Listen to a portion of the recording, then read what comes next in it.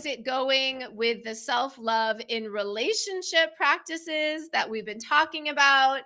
I would love to hear. I'll say for myself that the 10 days we did in the self-love challenge, mostly just about our own love towards ourselves. And then the 2 days we've done so far in the self-love in relationship, it's working. I feel so much more initiated and so much more grounded and just a much deeper power within me around self-love, just vis-a-vis myself, and self-love in my relationships. So it's working. It is working for me. Let me know if it is working for you. Thank you so much, Debbie. Thank you, thank you, thank you so much. Oh, and Lisa is here. Woohoo! And Joe is coming in. So exciting. So just to back up, we are on day 3 of our self-love in relationship challenge. And I'll just start with recapping the first 2 days and the practices. And then we will go into our really powerful day 3 practice. So exciting. So day 1 on Monday, the first practice was a fearless, radical commitment to your own happiness. That above all, you are honoring, you are privileging your own happiness, that you are here on the planet to enjoy your life. Of course, to expand, of course, to go through certain adventures and learn and expand and grow. And you are also here to have every happiness, every joy, every contentment. So our day 1 practice was a fearless, radical commitment to your own happiness. If your relationship over the long term is not serving your happiness, maybe we just let it go at that point. And the mantra, the affirmation we were using around this practice is, I embody fearless, radical commitment to my own happiness. And if you feel like saying that with me right now, I know I love to say it. It feels so good to say. I embody fearless, radical commitment to my own happiness. And I'll say hello to my mom. I think you're on YouTube. Awesome. I'm so glad you're here. Thank you all so much for being here. I embody fearless, radical commitment to my own happiness. How does that feel in your body? Does that feel good? It feels good. It feels good to me. It feels really, really good. Beautiful, beautiful. And, oh, Johanna is here. Wonderful. I'm so glad you're here. Beautiful. Okay. And then yesterday on day 2, our practice was, you and only you are responsible for your life and happiness. You and only you are responsible for your life and happiness. How does that feel? How does that feel to you in your body? I know, at least in the beginning, when I really, really, really got this, it felt a little scary. Oh, I'm responsible for my own happiness? Okay. It can, at times, in the beginning at least, feel a little almost intimidating. Oh, I need to take ownership of my own life. Okay. All right. I can do that. And then as I more fully embodied this practice, to me, it started to feel so empowering and so freeing. You mean to say that no matter what is happening outside of me, I can still be content. I can still be joyful. I can still be at peace. That my life is an inside job, really. My happiness is an inside job, no matter what is happening on the external, that I'm in control of my own life and my own happiness. Oh, well, that sounds awesome. That to me sounds like freedom. Let freedom ring. May all beings be free. So that was our practice yesterday. And the mantra affirmation we were using yesterday is I and only I am responsible for my life and happiness. Do you want to say it? It feels so good. It feels so freeing. I and only I am responsible for my life and happiness. Woo! We are free. We are free. We are free to create the life we want. It is our responsibility. It is our capability. We got this. You got this. So, in relationship, these are very powerful self love practices. I'm committed to my own happiness, and I understand my own happiness, my own life is my responsibility. It is not my partner's responsibility. And something really powerful we talked about yesterday was of course, we can talk to our partners about what we ideally want and how we interact with each other. And I come from a therapy background, so that's a lot of what I've done with clients is help them talk to each other. But a really powerful practice that we talked about yesterday, which I believe is a bit of an expansion here, is embodying what you desire in relationship. So, for instance, in one of my close relationships, I was having, I would say, some discomfort about how the other person was speaking to me. I felt there was sarcasm, defensiveness, some other difficult behaviors, and I would talk to this person and say, "Hey, can you try to speak more lovingly to me?" Making a request. And somehow from spirit, I just got in this new orientation tassel, embody what you want. Just, you don't need to ask. Be what you want. Create what you want right now.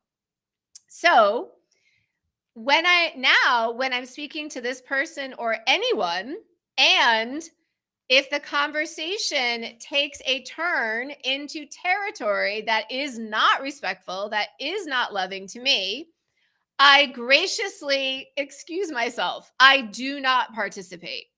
I do not participate. I'm responsible. I'm responsible for what I participate in. I am responsible, and I am choosing now in this orientation of self love to not participate in non loving interactions. I am embodying what I want. I'm not relying so much on asking for other people to act a certain way with me. I am simply setting very clear boundaries and practices for myself about what I will and will not participate in. And this feels so freeing. You mean I don't need to participate in anything that feels uncomfortable for me in that way, that feels unloving, that feels disrespectful? I don't need to do that? Awesome. I am so all in with that. Some great comments here. Life is good in general and getting better with some deep stirrings and moving through some uncomfortable stuff and redoing some areas of my self-love foundation. Wow, thank you. Yes, I have a feeling, thank you so much for sharing so honestly here, that so many of us are in that exact process. And I'm so glad you spoke to this. Um, I'm in that exact process too. I'm moving through some things that are uncomfortable. I have my eyes wide open. I'm seeing things that I'm really committed to shifting. I'm grounding more into my own self-love. And I think so many of us, our sisters and brothers, are on this exact path right now. And it's beautiful to be really transparent about it and to know it's perfect and to know throughout our soul's evolution, we will always be expanding in some way. And that's part of the adventure that we're on. So just feeling good about that, honoring that it's a constant expansion, it's a constant evolution. And we probably can always go deeper into our self-love, always go deeper into our self-trust, always see with eyes more wide open about our interactions. So thank you so much for sharing that. And I want to say hello to my dear sister, Wendy, who is here. And Debbie has an amazing affirmation. I am love. I am happiness. I am peace. That feels so good. That feels so amazing. Thank you for sharing that. It's so beautiful. So, thank you so much for sharing what is going on for you all. We are all in this process together. We are sisters and brothers in this self-love revolution. We are holding each other's hands.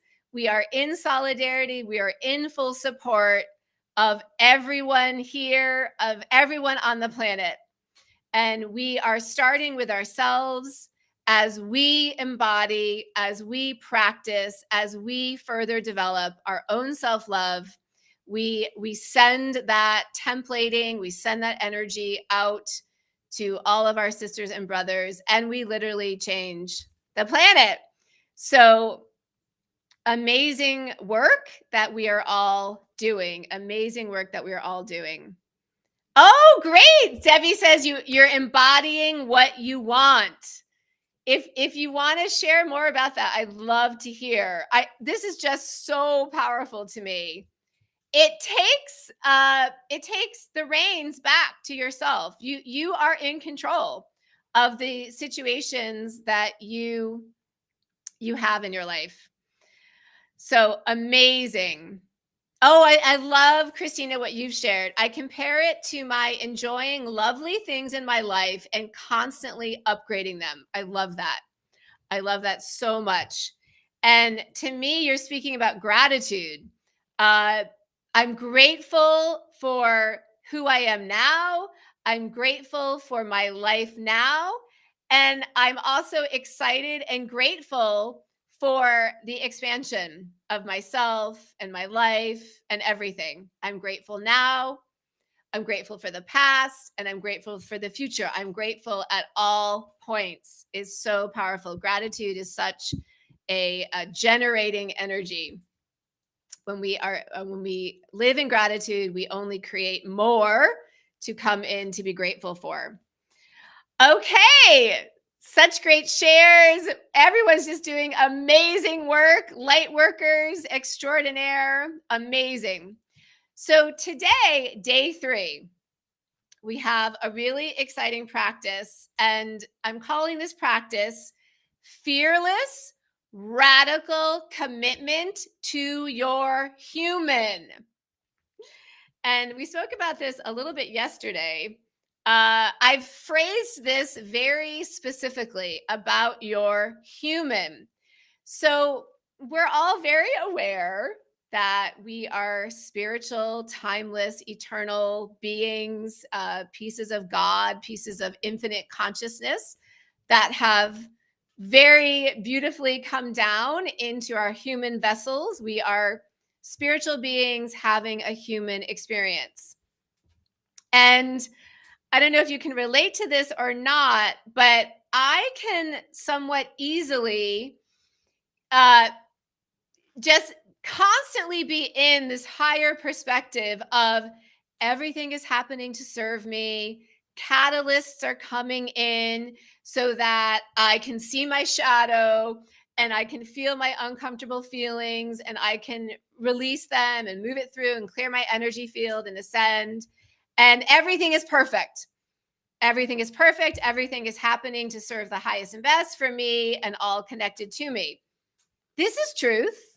This is absolute truth. This is the larger spiritual perspective of what is happening. At the same time, what the human is experiencing in life is also real and is also in my from my guidance to be very much honored and to be very much validated and to be very responded to. So I more recently have taken an orientation of, yes, of course everything is happening for highest and best. It's all good, all is well. And how is my human experiencing some of these maybe uncomfortable, challenging, maybe painful situations? And what does my human need and want in relationship? And to really, really honor that. And I'll just also mention here, there's this phrase twin flames. And I'm still sort of figuring out twin flames myself, but I do believe I am currently in what I'm calling a twin flame relationship. And what that seems to mean is that with my partner, we seem to bring to each other a lot of catalyst so that we can see our shadow. And I got so into this idea that I was overlooking to a certain degree my own human's needs and desires in this relationship. I was almost just seeing everything as a catalyst. And I don't know if you've had that experience or not, but it really was a great lesson for me that, of course, I want to see the spiritual perspective, but I also really want to honor my human and what my human really desires. So this is a new, I would say, expansion for me, a new stage in my partnership of I'm really coming back to my human. And I'm really talking about with myself mostly, what do I really want in my human relationships? What do I really want? What are my human's desires in relationship? What is important to me in relationship? And of course, I also want to know what is important to my partner. So, probably we're all really familiar with love languages and how do you most enjoy experiencing love? For some people, it's words of affirmation. For some people, it's acts of service. For some people, it's physical gifts. And it's all great and it's all unique to each one of us. So I just want to say hi to Dean. Dean, I'm so glad you're here. Thank you so much. And Jamie says, yeah, from the Lego movie, everything is awesome. And it's so true. Everything is perfect and is awesome and is happening for us. And at the same time, what does your human want? We can have both experiences. We can really honor the challenging situations that come in part to totally expand us and help us. And at the same time, we can absolutely pursue our dreams for what we really desire in this life. So if it's resonant, I'm just going to throw out there right now to just take a few moments right now to tune in. To me, it always is helpful to even imagine me going into my heart mind, tune in. What do you really desire in your intimate relationship or in any of your relationships? What really, really makes your heart sing? What really is like, oh, wow, I really love that. I really love that.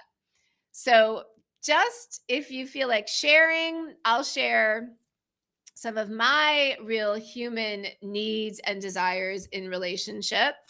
And what we're really saying here is a deep honoring, a deep, deep, pervasive, radical, ubiquitous, comprehensive honoring of your human's needs, desires in every aspect of life. And in particular, right now, we're talking about vis-a-vis your relationship. So if anyone feels like sharing, I'd love to hear, what do you really enjoy in a relationship? What really gets you juiced up? What really makes you feel really loved by the other person? And I will share maybe my top one, maybe my number one. I would say it's a need. I would say it's a need is to feel heard, and that there is an effort to understand me and who I am and what is important to me. Um, my partner and I have a course called the Namaste Method, and it's about communication. And it really, it really has been developed from our own blood, sweat, and tears, and lots of disastrous conversations between us.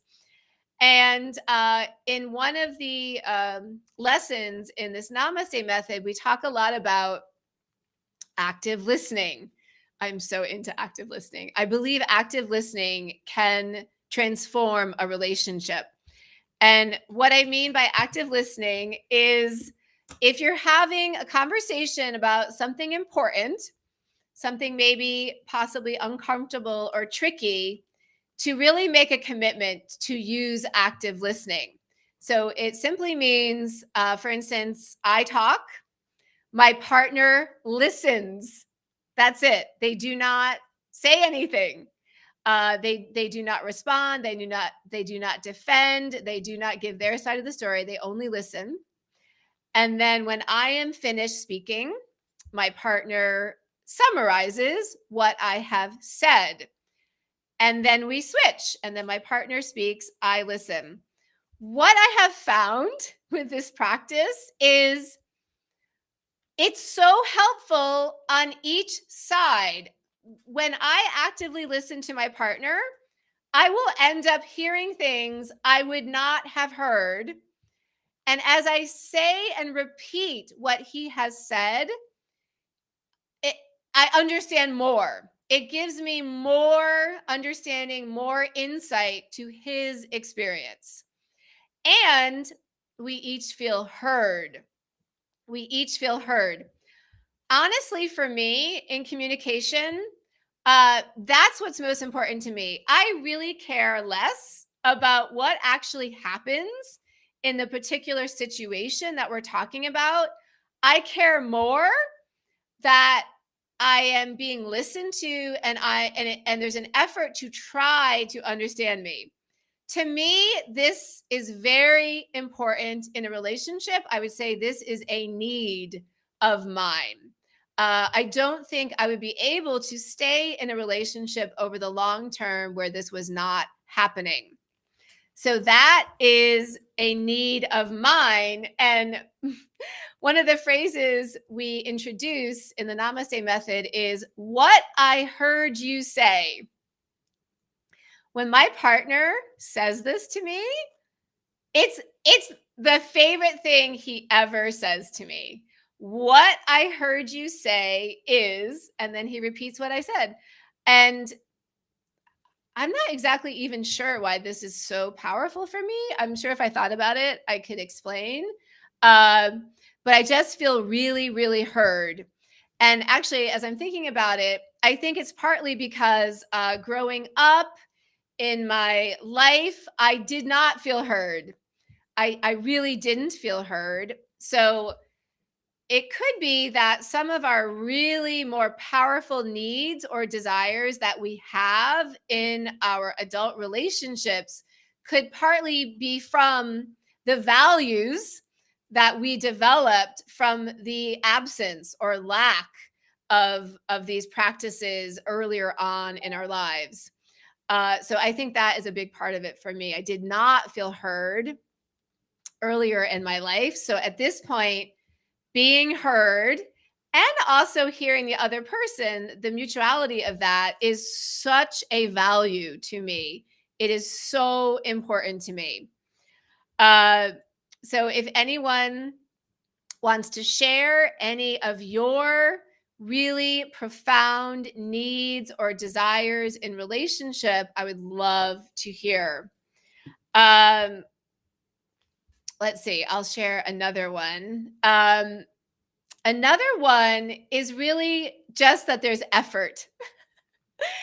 We come together in partnership, and God bless all of us. There's two different people. We each come with our own challenges from the past, our own traumas from the past, our own stories, our own hurts, our own pains. We come with stuff, right? All of us are coming into relationship with stuff, with our own stuff. And we also come from different cultures, even just everyone could be from the West, but even if your spiritual perspective is a bit different, that is a different culture. For instance, my partner, um, he doesn't really see time, which is awesome. That's great. He's very much in a more non-linear consciousness. Fantastic. But this is a different culture between us because I do still pretty much live in the land of time and he doesn't. So two cultures coming together can be challenging. So two people come together with all of their stuff, with all of their own culture, with all of their own values, with their own dreams, with their own preferences, with their own dislikes. Oh, it's a lot, right? We are all really complex, fascinating creatures. And we come together, and usually there's a honeymoon period where all the differences are usually quite exciting. And that's what adds a lot of excitement and expansion to the relationship are the differences. Uh, but usually what happens is over time, the difference is there needs to be harmonization between the two people with the differences. And that is also just a beautiful place for expansion is the harmonization. But in order to harmonize, each person ideally tunes in. What are your really super important needs in relationship? What are your really super important desires in relationship? And how do we come together and as a team uh, make this work? So this, to me, is one of the obvious practices for longevity in relationship. I think most of us, if we are entering a relationship, our goal is usually to remain in relationship, to have longevity in the relationship in as joyful a way as possible. So for me, in the beginning of my current relationship, I was not honoring my human's needs and desires in the relationship. And it was my own responsibility. I was not doing it. And I was setting the relationship up for trouble by not doing that. And what I also want to say here is part of the reason that I wasn't more fully tuning in to my own human's needs and desires was from fear, specifically fear of abandonment. If I'm really myself with my partner, if I really communicate what's really important to me, is that okay? Will the person meet me with those needs and desires, or will they go away? Will I be too much? So a lot of the reasons why I wasn't more fully tuning in and bringing to the table my human's needs and desires was my own fear of abandonment. And like many of us, I have had a lot of relationships where if I did speak up and voice my humans' needs and desires, I did experience abandonment. So this is something that we're all, not all, but if you have that experience, this is something we're working through. So where I landed on all of that in a beautiful self-love orientation is the following. The worst feeling to me is when I abandon myself. When I look back at my relational interactions, when I felt the worst, it was when I abandoned myself. I might have thought incorrectly at the time that I was feeling a lot of pain because of maybe what the other person did. And there's part of that in there. But by far, the very worst I have ever felt in my life is when I have abandoned myself. So basically, my desire not to abandon myself has become greater than any fear of being abandoned by my partner or anyone else. Um, and that has been a huge game changer for me, a huge, huge game changer. Uh, so my orientation now is in my self love practice, I am in complete solidarity, loyalty, commitment to myself and what really are my needs and also what are my desires. And if over the long term in my relationship, these needs cannot be met, then this is not the right relationship for me, right? So, my desire to stay with myself and not abandon myself overcame any fear of external abandonment. And I'm open to whatever happens. And if the relationship needs to fall away, then it needs to fall away. But I will always remain in my self-love and my commitment to myself and what I need. Uh and this again it feels really freeing and it feels so loving that I will never abandon myself. And what I need is really important. And I take myself seriously and I take my needs seriously. Joe has a fantastic question here. What do you think about your wants versus your needs? Awesome. Great question. And I think I'm still figuring this out. And please, anyone who has any thoughts on this, please chime in. We're all figuring this out together. We're all walking each other home. Uh, so to me, when I'm on my own and it's just me, then I give full commitment to my needs and my wants, right? Because I don't have to negotiate with anybody. So I can fully service both my needs and my wants. Debbie gave a great example of this last week where she was saying, I love to spend time by myself. I can do whatever I want. There's no compromise, right? Now, in relationship, I do see things a bit differently. In relationship, I know I do have some foundational needs that really do need to be met in order for me to be happy, to be content in a relationship. There are some non-negotiables for me in my relationship. Now, on the side of my wants, what I would like, that is that to me is where the harmonization takes place with the other. I may have a lot of wants and my partner may have a lot of wants and the wants that are more negotiable come into play in the harmonization of the relationship. So I think it's really powerful and healthy for each one of us to get really clear. What are my non-negotiable needs?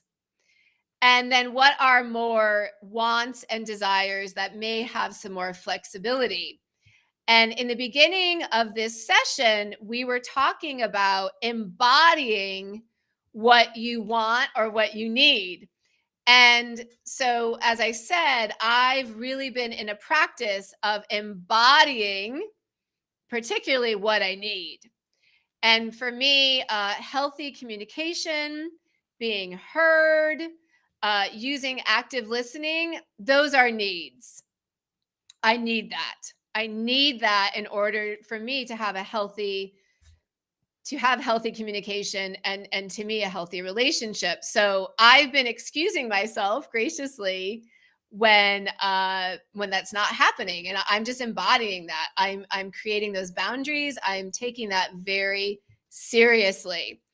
So I believe all of us can really tune in to our needs and really have solidarity with them. And if over the long term, again, those needs are not able to be met, then for me, that is a sign this is not the relationship for me. I am going to stay 100% loyal to my needs. That's my responsibility to take care of myself, to meet my responsibility is to meet my own needs. And whatever I'm engaging in for that to meet my basic needs. And Johanna has a great comment here. Wants come from the ego, needs are provided from God. That's a really cool way to look at it. Yeah, I think we could see that sometimes our wants are from the socialization. Oh, I want my partner to interact with me in a certain way because that's what I've been taught is the loving way to interact. I think it's really great to just try to break it all down and really go into your heart.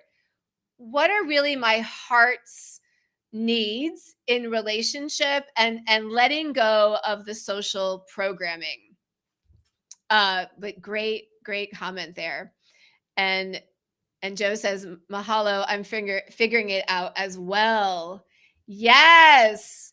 So, of course, individual self-love, just when we're on our own, we can do it on our own, right? If I was alone for many years and I was able just to fully focus on loving myself and really deepening that practice.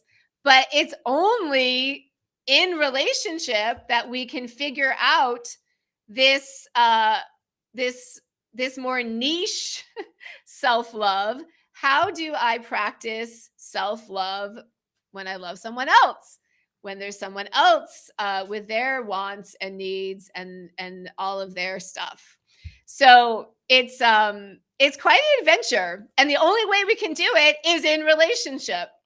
And this is part of what we're really teaching each other when we are in these really intense, intimate relationships. What we're really doing on one level is really helping the other and ourselves deepen our own self-love, because it's easy to totally love yourself and be all on board with that when it's just you. Now there's another person who I'm really drawn to, who I really love, who I really care about. I really hope it works out. Can I still practice such a profound self-love to myself when it feels like there's so much at stake? It's a much deeper practice. It's a much deeper practice. And I believe where we all are landing is my self-love must be the priority to begin with. I cannot abandon myself for anyone, for any relationship. My self-love must be my priority to begin with. And then we see what happens in the relationship. So this has been Such a huge expansion for me. In previous relationships, I would abandon myself. I would not practice self-love. I would not speak up. I would have a lot of fear of abandonment of the other, and I was not practicing self-love. And for me, it took me several years to be on my own and really learn self-love and then come into an intense partnership. And now I'm learning even a deeper practice of self-love. And it's super exciting. Debbie has a great comment here. Okay, these are your needs. I'm so glad you're sharing. Thank you. People to show their love in a way I can understand, trust, support, allowance for growth and acceptance when I do, and good communication and lots of cuddles. I love that. I really love that you brought up people to show their love in a way I can understand. I'm so glad you brought that up. Uh, this has been a big thing for me in my relationship with my partner. Uh, I've come to the same orientation. Please show me love in a way that's meaningful to me. I hear that you love me, and I hear that you are trying to show me love, but sometimes I'm missing it because it's I most desire to feel love in a way that is meaningful to me and for us to do the same to the other person. And these are all areas of expansion for each one of us because we may be used to showing love in a certain way. And so it's an invitation for us to show love in another way. It's only growing us. Uh, it's beautiful. All of these interactions are just growing us to make us bigger, to give us more skills. Um,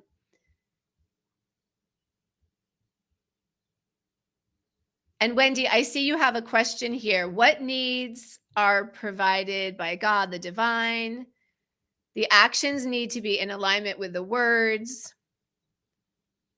So, Wendy, what I took for me when I read that comment, what I took is sometimes we may have wants that are just our socialization. So, for instance, I'll just say, I think part of my socialization was that a man would pay for things.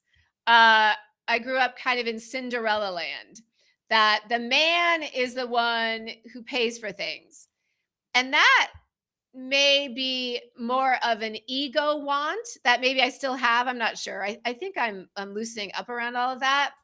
But that's not a need of mine. I don't need my partner to necessarily pay for things or what we see in the movies, right? Like the man takes the woman out, all that stuff.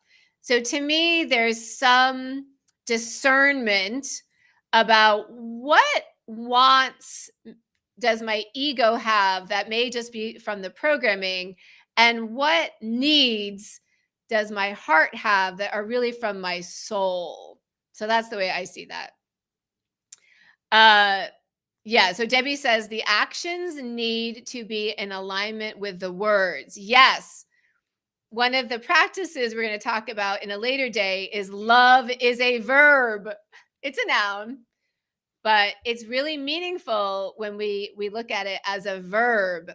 How is my partner showing up for me in a way that's meaningful to me? How am I showing up for my partner in a way that's meaningful to him or her?